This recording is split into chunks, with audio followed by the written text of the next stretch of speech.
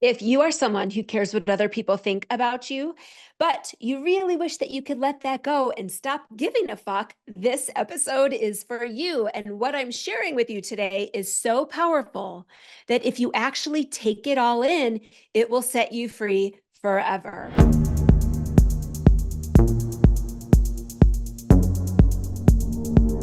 So, hey, if you are new here, welcome. I'm so glad that you found me. And if we are already old friends, welcome back. Either way, please just take a second to subscribe. It does two things. It helps me and it helps you. How it helps me, it circulates these podcasts and these videos, and it lets the algorithm know that this is useful content. So other people who need to hear all of this will actually be able to find me. And it helps you because then you will never miss one of my episodes. So let's dig in to this conversation today.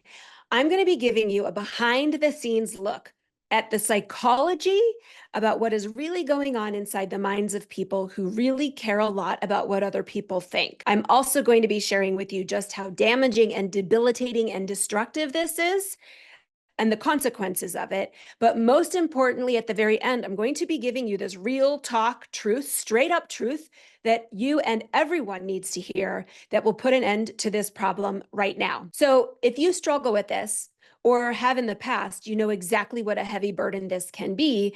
And sometimes people struggle with this and don't even actually realize it. And it is still a burden and they're just not sure what's causing it. So just listen along and see if it resonates and see, if any of this sounds like you. And as I'm speaking about it, and it does feel true for you, one other thing I want you to be thinking about is, where do I do this the most? In what area of my life? Is there something about that specific area of your life that causes this? Is there a certain person in your life or people in your life who cause you to be this way? This is going to help you create a lot of awareness for yourself as you're listening. So I want to start with this disclaimer. I want to start off by saying that I don't really think it's true or possible for any of us to not care at all what other people are thinking.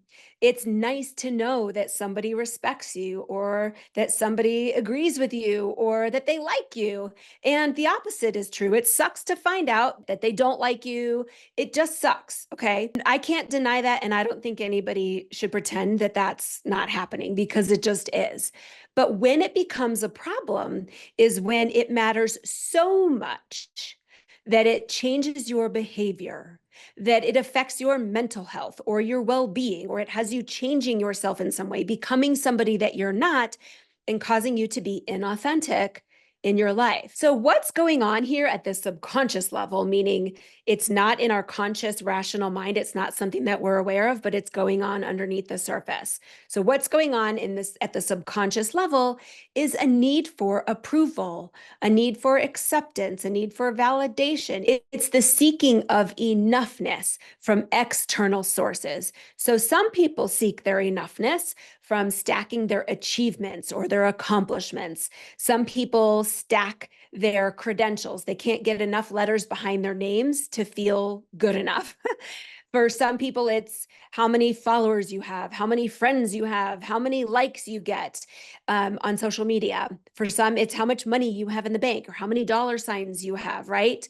So what I can tell you is that it's never going to be enough to fill that deep void that's going on inside, which we're going to come back to in just a minute. And in this case, as we're talking about today, it's being liked by others, being accepted or admired by others. And so it's like stacking the evidence one person at a time that you are likable and good enough. And when someone likes you, or at least they aren't thinking bad things about you, then you are okay, that your existence is validated. You are enough. Whew, thank goodness for that, right? Like stamp of approval. I've arrived. Yes. And the more of those you get, the better you feel. So you think. But again, as I said, it's never enough to actually fill the void. So let's talk about that void. It may seem obvious what's causing this, but let's dig into it. The void is like having a hole in your soul. It's true. It really is. It's a profound lack of self-worth, a lack of security in yourself, a sense of self. It's your insecurity about your own self.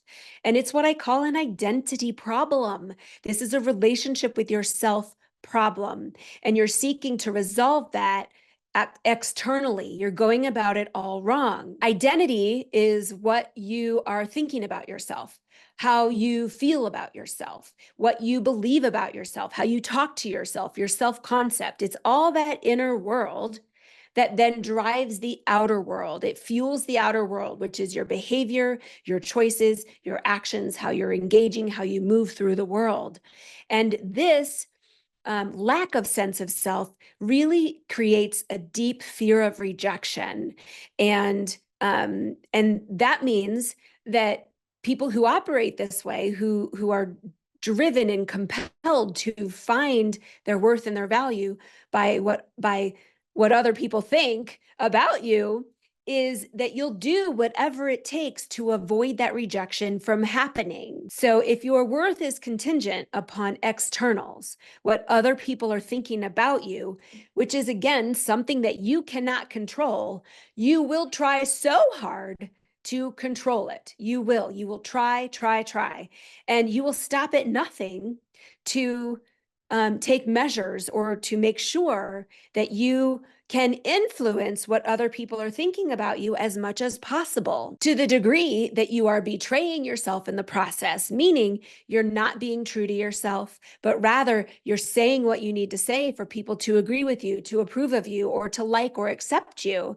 And here's the thing that makes it even harder. It's compounded by the reality that everyone is different. And if everyone is different, then you're going to constantly find yourself in this mode that I call shape-shifting. You're shifting your shape into whatever you need to be for each different person's approval. And this can look like hanging back at the back of the room, trying to get a feel for things before you show up, rather than just walking into the room and engaging. It can look like biting your tongue, being really neutral, kind of being slow to open up. And that in the meantime, you're trying to figure out, who is this person? What are they all about? What are they like? What do they think? What's their deal, before you start expressing yourself, before you communicate or share your opinions, because you don't want to offend or say something that will give them a reason to not like you. And that has you editing, modifying yourself in some way. It's bending yourself or contorting yourself into whatever you think you need to be in order to have the outcome of their approval, so that they think good things about you. And if they don't like you or don't think good things about you, then it only just confirms the deep subconscious limiting belief or fear that you have, that you are not good enough as you are, which is the driving force behind all the reason to be changing in the first place. So why is this so damaging, debilitating, and destructive? I'm going to give you a lot of reasons. Number one, it causes people to be inauthentic and to not just be their true selves. And that means that genuine, true, authentic connection with other people cannot be happening. If no one knows the real you, they can't actually like the real you. They don't get to know the real you, and there's no connection at all. And then what happens is that creates number two, which is a deep, profound sense of loneliness in this world, because if nobody knows the real you, they only know the false projected version of you. They may not know that, but you do. And so you don't feel like anyone actually really knows or appreciates or values the real you, because you're doing all this representing of yourself. Okay. Number three, it causes a lot of anxiety, because you can't possibly know what everyone wants from you all the time. And so you're always guessing or wondering or worrying who you need to be at any given moment to please each different person who may cross your path. Okay. Number four, it is a total distraction. You can't be present in the moment. If you're constantly thinking about who you need to be or what you need to say, you're not just being who you are and saying what you want to say. So it's just distraction. And that can cause social awkwardness or social anxiety. Okay, that's another reason, but I'm not going to get into that one. Number five, Relationships are built on the facade, the lie of who you are, the misrepresented you. It's misleading and it's a form of betrayal. It just is, plain and simple. It's all these relationships are based on a lie. If you are changing yourself in some way so that they like you or approve of you, they're not really knowing the real you. And you might know that, but they don't. And it is misleading and it's betrayal and it's a lie. And number 6, the more you change yourself, the more you actually create the very rejection you are so desperately trying to avoid in the first place. Because most people can sniff out inauthenticity. And when you have something to hide, you will never let anybody close. So as long as you are pretending to be somebody you're not, you're going to hold people at a distance. So not only can they feel this distance, they can feel that they're only getting so close to you or so far in this with you before they're like, there's something missing. Oh, we're not going very deep. Or they can feel the inauthenticity. And so all of these are reasons that it's biting you in the ass. Going about filling your cup this way, filling yourself up this way, and is a frantic effort to avoid this rejection. But in so doing, you are actually creating it. It's kind of a paradox. I really can go on and on with all of these reasons why it's so bad, but I think we get the idea. Let's move on. We're going to now talk about how to fix this. And I want you to just take this all in. And if you work on implementing these things and really kind of taking this to heart and reminding yourself of these things, it will set you free. So 6 things to think about. Number 1, you are mind reading when you operate this way because you have no idea what other people are thinking. You don't. And to be honest, it's none of your business. Get yourself out of their heads and just back into your own. And I don't even want you to be in your own head, but get out of their head because you do not know what they are thinking. You cannot mind read. You do not have a crystal ball, none of that. So if you can, try to catch yourself thinking about or wondering about what they are thinking and trying to figure out how to change yourself because you don't have the power to mind read. You do not. Okay. Number 2, you think you have the power to control what other people are thinking about you, and you do not. You can't control what other people are thinking. And it's going to eat up so much time and space and energy in your life trying to do so. And here's the thing. Trying to get someone to do something is manipulation. And I know that nobody wants to be called a manipulator. Nobody wants to be accused as manipulating, and because that just feels ew, right? It's gross. But that's what's happening when you do something to get someone else to do something. It's manipulation, especially if it's not overt. It's not asking. If you're not asking for something from somebody, then and your behavior is kind of going through the back door, it's like a sneaky way to get them to do something for you. It's manipulation. So by lying about who you are, changing who you are to try to impress upon them that they should like you or approve of you, you're being manipulative. And I know nobody likes to hear that. Nobody wants to be called that. And that's why I'm saying it, because it might stop you in your tracks. Like, stop doing that. You don't need to do this. You don't, but it feels ew, right? Doesn't it? So number 3, this is a biggie. You are assuming that if you are just being your real true self, they will think bad things about you. Ask yourself, why am I assuming that they won't like me instead of assuming that they will? Why assume that anybody would not like you? Why would you assume that they're thinking not nice things or not, that they, why assume the negative? And that's a rhetorical question on my end, because the answer is you don't like those things about yourself. You are projecting your own insecurities or inability to accept certain parts of yourself or things about yourself onto other people. Now, it's true. If you don't like certain things about you, maybe they won't either, but you don't know that. Maybe they will. Like, not everybody likes or dislikes the same traits or qualities in others, but you're projecting your own self-rejection onto them. I would much rather live my life assuming, if anything, that people like me rather than assuming they don't. And I can't control it, and I'm not going to worry about it, and I'm not going to wonder about it, and I'm not going to change myself to get it. I'm just going to operate under the assumption that if people are thinking about me, what they're thinking is nice, is good, is positive. I choose to believe that. And it may not be true, but I don't know, I never will, and I don't care because I like me, and that's all that matters in the end. I want you to feel that way about you because it's the best way to live. It really is. So if you start asking yourself, what is it about me that I think they won't like, it will lead you to the answers that you need to be working on with yourself. What parts of yourself need love and self-acceptance? Okay, so that's a biggie right there. Number 4, remember at the beginning when I said, I don't think it's true that people don't really care at all what other people think, because it's nice to know if somebody respects you. It's nice to know if people like you, and that it kind of does feel bad when you find out the opposite is true. So the issue here is that you are placing more value on what other people think than on what you think. This is a cognitive distortion. It's a twisted way of thinking about it. Okay. Ask yourself, why do you care more about what they think about you than what you think about you? You have them up on a pedestal somehow. Remember in middle school, we used to say, who died and made you God? Or who died and made you boss? Remember that from middle school? That's kind of what you're doing. You are like surrendering your power to other people.